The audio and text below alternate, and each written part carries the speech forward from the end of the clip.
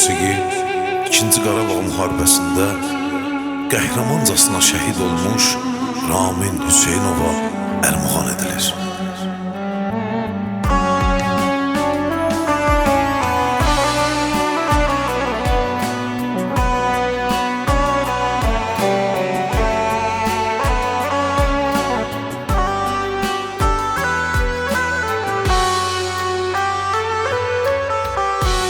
Döyüşler başladı, döyüşe gittim, kısasını aldım kardeşlerinin.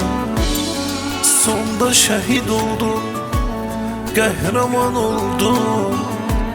Ay benim Ramin balam şehit oldum. Sonda şehit oldum, kahraman oldum. Ay benim Ramin balam şehit oldu. İndi senden kalan şekillerindir. Sensiz her şey boştur Ramin balam. Her gün gelip senin mezarın üstte ağlayır durmadan atan anam.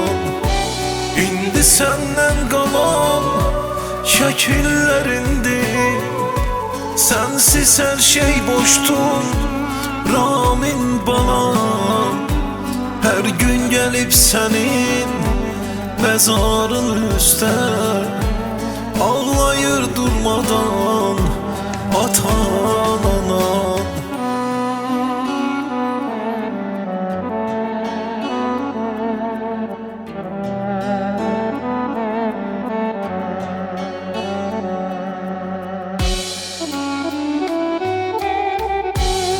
Her yerde senin adın var Ramin. Senle fəxridir Azərbaycan. Sen qəhrəman adın koydun. Herkes senle fəxr eyləyir. Sen qəhrəman adın koydun.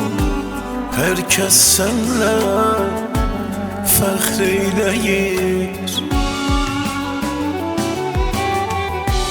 İndi senden kalan şekillerindir. Sensiz her şey boştur Ramin balam. Her gün gelip senin mezarın üstte ağlayır durmadan atan anam. İndi senden kalan şekillerindir.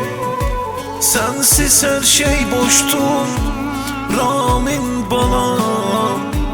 Her gün gelip senin mezarın üstte ağlayır durmadan atan anam. Mənim şəhid balam, mənim Ramin balam.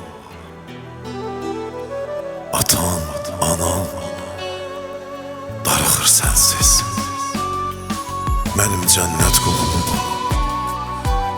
yat məzarında, yat qəhrəman.